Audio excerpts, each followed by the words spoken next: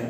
मैं गिरधर गोपाल जोशी आपके विज्ञान विषय के अंदर क्लास 9 के अंदर जो चौथा पाठ नए पाठ्यक्रम एनसीईआरटी के अनुसार जो शामिल किया गया है परमाणु की संरचना, उसके बारे में आज थोड़ा सा अपने अध्ययन करते हैं। तो इसके अंदर सबसे पहले जैसे कि पाठ का नाम है आपको पता है परमाणु की संरचना, तो सबसे पहले परमाणु होता क्या है इसके बारे में अपने को जानकारी होनी चाहिए। तो इसके अंदर सबसे पहले परमाणु की परिभाषा यानी परमाणु होता क्या है, उसकी किसको कहते हैं परमाणु, इसके बारे में सबसे पहले अपने अध्ययन कर रहे हैं। परमाणु की परिभाषा, तो परमाणु की परिभाषा के अंदर पदार्थ या द्रव्य या पदार्थ का सूक्ष्मतम कण, द्रव्य या पदार्थ का सूक्ष्मतम कण जो अविभाजित है। अविभाजित का मतलब है जिसको और अधिक तोड़ा ना जा सके, उस अविभाज्य कण को क्या बोलते हैं, परमाणु बोलते हैं। यानी ऐसा सूक्ष्म कण जिसको और तोड़ा ना जा सके वो क्या कहलाता है, आपके परमाणु कहलाता है। तो परमाणु के विषय में अपने जैसे अलग अलग गैसें हैं उनमें हाइड्रोजन, नाइट्रोजन, हीलियम वगैरह गैसों का क्या होता है, वायुमंडल के अंदर अलग अलग गैसों के क्या होते हैं, परमाणु क्या होते हैं, उपस्थित होते हैं। तो परमाणु की परिभाषा के बाद अपने परमाणु की संरचना कैसे होती है उसके बारे में सबसे पहले जान लें। तो परमाणु की संरचना के विषय में अलग अलग वैज्ञानिकों ने अलग अलग मत दिया। तो उसके अंदर सबसे पहले थॉमसन का जो परमाणु प्रतिरूप है यानी थॉमसन की जो अवधारणा है यानी थॉमसन ने किस प्रकार से परमाणु की कल्पना की उसके बारे में सबसे पहले अपने अध्ययन कर लेते हैं। तो इसके अंदर सबसे पहले आता है थॉमसन का परमाणु प्रतिरूप। तो थॉमसन का परमाणु प्रतिरूप या थॉमसन का परमाणु मॉडल भी बोलते हैं इसको, तो उसके बारे में सबसे पहले देखते हैं। थॉमसन के अनुसार जो परमाणु है वो क्या होता है, उसकी आकृति कैसी होती है, ऐसे गोलाकार होती है। यानी परमाणु की आकृति कैसी होती है, गोलाकार। इसने इसकी तुलना किससे की, तरबूज से की। तरबूज की आकृति कैसी होती है, गोलाकार होती है। उसमें क्या होता है, जो लाल भाग होते हैं और क्या होते हैं, बीज। तो जो लाल भाग है यानी जो तरबूज के अंदर जो अधिकतम जो लाल भाग है उसने उसकी तुलना किससे की, धनावेश से की। तथा उसके अंदर जो अपने इलेक्ट्रॉन स्थित होते हैं, इलेक्ट्रॉन यानी क्या होता है, तरबूज के अंदर जिस प्रकार से बीज पाए जाते हैं, जो बीज क्या रहते हैं उसके अंदर फिक्स रहते हैं या क्या रहते हैं, स्थिर रहते हैं, उसी प्रकार से इसके अंदर क्या है, बीज या इलेक्ट्रॉन क्या होते हैं, स्थिर होते हैं। तो उसने उसकी तुलना किससे की, बीज की तुलना किससे की, इसने इलेक्ट्रॉन से की। यानी जो बीज पाए जाते हैं, जो ऋणावेशित कण है, उसने उसकी तुलना किससे की, इलेक्ट्रॉन से की। तो इस प्रकार से उसने परमाणु के विषय में बताया। अपने अन्य उदाहरण भी ले सकते हैं, जैसे क्रिसमस का केक होते हैं तो उसके अंदर जो सूखे मेवे वगैरह जो लगे रहते हैं उनको अपने क्या मान सकते हैं, ऋणावेशित कण यानी क्या मान सकते हैं, इलेक्ट्रॉन मान सकते हैं। और बाकी वाले भाग को क्या मान सकते हैं, धनावेश मान सकते हैं। क्या मान सकते हैं, धनावेश। तो इसी प्रकार से अन्य जो है, जैसे आपको पता है आपकी मिठाई होती है बूंदी का लड्डू, जो आप बुधवार को गणेश जी को चढ़ाते हो, तो उसके अंदर क्या होते हैं, जो बूंदी के लड्डू के अंदर जो बूंदी वाला जो भाग है वो तो क्या है, धनावेश है। और उसके अंदर जो बीज है, बीज यानी उसके अंदर जो इलायची के दाने हैं वो एक प्रकार से क्या है, इलेक्ट्रॉन को दर्शा रहे हैं, यानी वो क्या है, स्थिर है। तो इसके अंदर धनावेश और ऋणावेश मिलकर के किसका निर्माण कर रहे हैं, परमाणु की संरचना का निर्माण कर रहे हैं। दोनों क्या है, एक दूसरे के आवेश को क्या कर लेते हैं, संतुलित कर लेते हैं। तो इस प्रकार से परमाणु क्या होता है, विद्युत रूप से तो उदासीन हो जाता है। अब इसने जो बूंदी के जो लड्डू है उसने उसकी तुलना उसी प्रकार से विदेश में एक मिठाई पाई जाती है जिसको प्लम पुडिंग कहते हैं, इसीलिए इसका नाम क्या रख दिया, जे थॉमसन ने प्लम पुडिंग मॉडल भी इसका नाम है। और दूसरा नाम क्या है, पेपर के अंदर पूछते हैं थॉमसन के मॉडल का दूसरा नाम क्या है, तो उसका नाम क्या आता है, प्लम पुडिंग मॉडल। यानी इसने इसका नाम एक और रख दिया, क्या रख दिया, प्लम पुडिंग मॉडल। तो इसने इस प्रकार से इसकी भी क्या कर दी, तुलना कर दी। अब इसके अंदर बहुत सारा इसको इलेक्ट्रॉन की खोज के लिए भी इसको नोबेल पुरस्कार मिला। तो सन 1906 के अंदर इसको विज्ञान के अंदर जो सर्वोच्च पुरस्कार होता है, नोबेल पुरस्कार, वो भी क्या है, जे थॉमसन को क्या हुआ, मिला।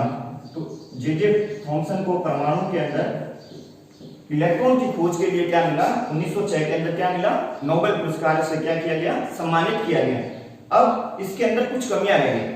कमियां यानी इसने कल्पना की थी कि परमाणु की आकृति इस प्रकार से होनी चाहिए, तो इस प्रकार का एक मॉडल दिया था, तो उसके अंदर कुछ ना कुछ कमियां हो गई, इसके अंदर रह गई। उन कमियों को रदरफोर्ड, नील्स बोर आगे जो वैज्ञानिक है उन्होंने क्या किया, इसको दूर किया। तो उसने जैसे इसने ये बताया था कि इलेक्ट्रॉन क्या है, जैसे तरबूज में जो बीज होते हैं वो क्या होते हैं, फिक्स या स्थिर होते हैं, वैसे इलेक्ट्रॉन परमाणु के अंदर क्या होने चाहिए, स्थिर होने चाहिए। जबकि इलेक्ट्रॉन अपने को पता है परमाणु के अंदर क्या होते हैं, घूमते रहते हैं, यानी नाभिक के चारों ओर क्या करते हैं, चक्कर लगाते हैं। तो इसके विषय में ये नहीं बता पाए। तो ये इस प्रकार की कमियों को दूर करने के लिए आगे जो वैज्ञानिक है रदरफोर्ड, नील्स बोर वगैरह, उनके मॉडल यानी उनकी अवधारणाओं को भी क्या किया गया, इसके अंदर सम्मिलित किया गया।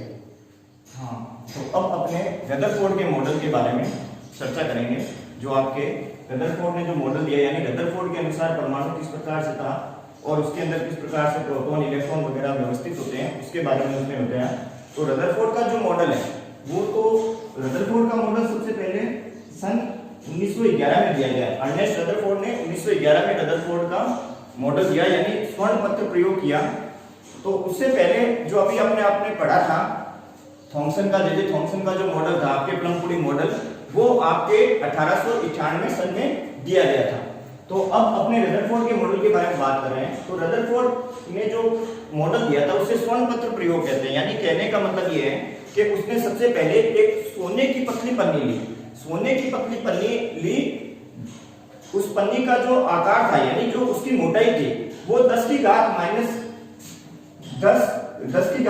7 मीटर, या यूं कह सकते हैं आपके इसके अंदर 100 नैनोमीटर के बराबर थी, 100 नैनोमीटर के बराबर थी। यानी 1000 परमाणु से मिलकर बनी हुई मान सकते हैं। जैसे आपके एक कल्पना कर सकते हैं अपने साधारणता कि जैसे आपके पेज होता है, यानी जो टिश्यू पेपर होता है, यानी पेज है। जैसे मान लो कोई छात्र है, उसको मैंने पेज देके खड़ा कर दिया और उसके ऊपर सामने से एक दूसरा छात्र है, वो जो रबड़ की गोलियां वगैरह वो चला रहा है। तो उसी प्रकार से तो उतना ही जैसे कागज होता है जितना पतला होता है, उतनी ही सोने की पतली पन्नी ली, जिसका आपके आकार बता दिया मैंने 10 की घात माइनस 7 मीटर या 100 नैनोमीटर, जो क्या है 1000 परमाणु से मिलकर बनी हुई एक पतली पन्नी ली।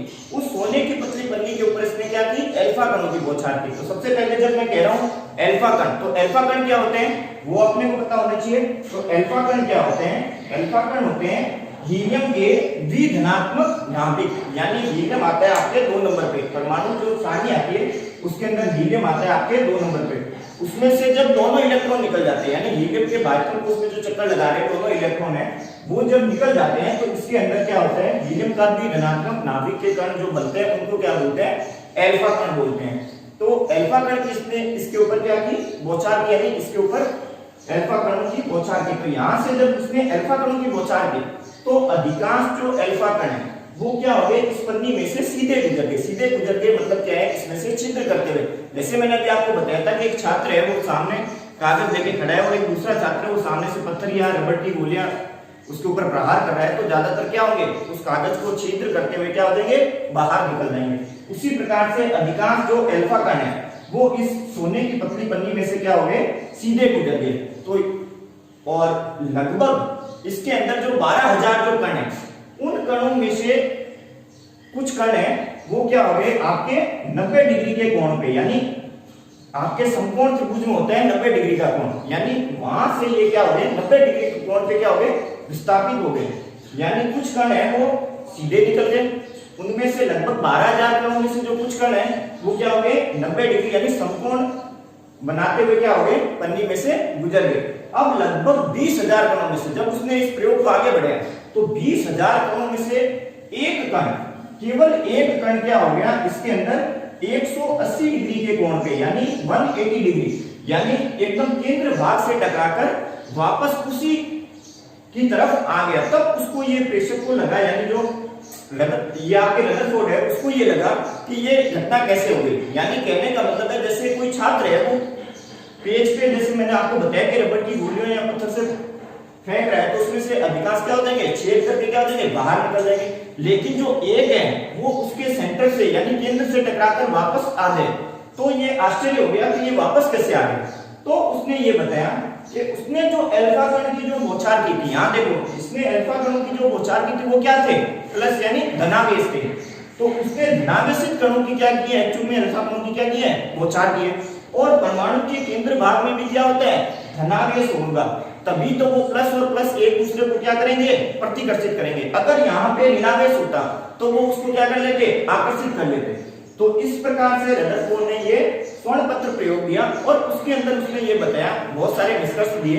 उसमें सबसे पहले क्या है कि परमाणु का अधिकांश भाग क्या होता है, खोखला होता है, यानी अधिकांश अल्फा कण क्या हो गए, इसमें से सीधे निकल गए, बहुत सारे अल्फा कण सीधे सीधे इसमें से निकल गए, यानी परमाणु का बहुत सारा भाग क्या होता है, खोखला होता है। जैसे थॉमसन ने बताया था कि धनावेश होता है, बहुत सारे भाग में वो नहीं होता है, परमाणु का अधिकांश भाग क्या होता है, खोखला होता है। फिर लगभग इसके अंदर 12,000 कणों में से कुछ कण क्या हो गए, 90 डिग्री के कोण पे चले गए, यानी समकोण त्रिभुज, यानी जितना इसके नजदीक है उतना ही वो क्या है, प्रतिकर्षित हो गए।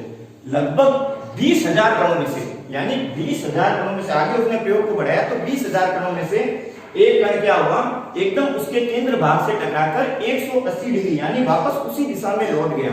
तब उसको आश्चर्य हुआ कि जैसे किसी बंदूक से गोली चला रहे हैं और पेड़ से टकराकर वापस उसी को लग जाए, उसी प्रकार से उसको आश्चर्य हुआ कि ये टकरा के वापस कैसे आ गया। तब उसने ये बताया कि परमाणु के केंद्र भाग में क्या होता है, धनावेश होता है, संपूर्ण भाग में नहीं होता है, केवल केंद्र सूक्ष्म भाग में धनावेश होता है, जिसके अंदर परमाणु का संपूर्ण द्रव्यमान स्थित होता है। इसी को इसने क्या बताया, नाभिक बताया। तो इस प्रकार इसने नाभिक की क्या की, खोज की, और इस नाभिक की खोज के कारण ही इसको आपके सन 1922 के अंदर, सन 1922 के अंदर विज्ञान के अंदर इसको नोबेल पुरस्कार प्राप्त हुआ, यानी विज्ञान विषय के अंदर इसको नाभिक की खोज के कारण से नोबेल पुरस्कार प्राप्त हुआ। और इनको नाभिकीय भौतिकी का जनक नाम से क्या किया गया, इनको सम्मानित किया गया, यानी न्यूक्लियर फिजिक्स के जो फादर ऑफ न्यूक्लियर फिजिक्स है उससे इनको क्या है, नवाजा गया। तो इस प्रकार से इसने बताया। अब इसके अंदर इसने ये बताया कि नाभिक तो केंद्र भाग में होता है और बाकी भाग क्या होता है, खोखला होता है। तो इन्होंने क्या है, इसके अंदर कुछ कमियां भी रही। ये क्या एक कल्पना है, अवधारणा है, जैसे आपने पहले थॉमसन की पढ़ी थी और रदरफोर्ड की पढ़ी है, उस प्रकार से ये कल्पना है। तो उसमें भी क्या लगी, कुछ ना कुछ क्या है, अवधारणा में क्या लगी, मॉडल में क्या लगी, कमियां रहेगी।